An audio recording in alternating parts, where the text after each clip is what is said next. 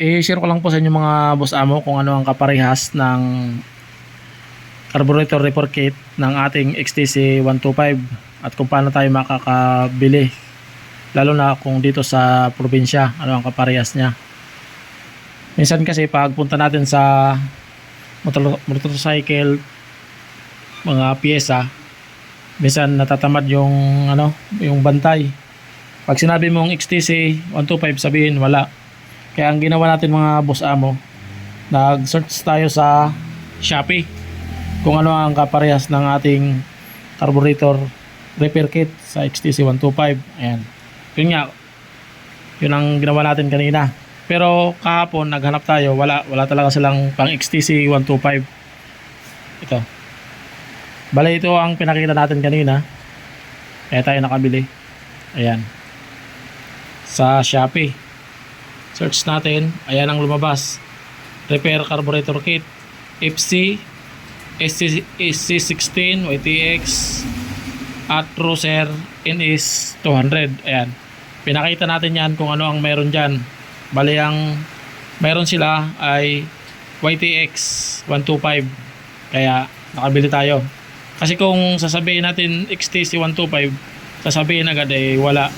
Lalo na kung natatamad yung bantay. Kasi ang kailangan lang naman natin dito sa ating XTC, dahil nga sa nag-overflow, ay yung valve. Ito lang ang papalitan natin dyan kapag nag-overflow. Ayan. Kahapon wala talaga tayong mahanap na pan XTC. Ito yung nakakabit. Buti na lang nag-search tayo sa Shopee. Ayan. Ito ang kanyang repair kit.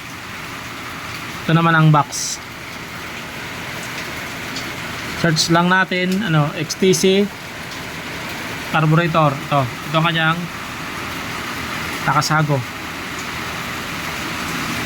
Ayan. Ito ang mga kanyang kaparehas. Ayan.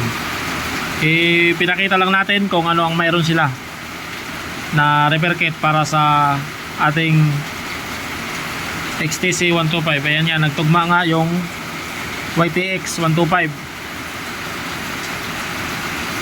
Kasi kung mismong sasabihin natin XTC, wala. Sasabihin agad wala. Ay no, lakas ng ulan. Ito papalitan natin mga boss amo. At dito naman i-adjust natin ito konti. Ito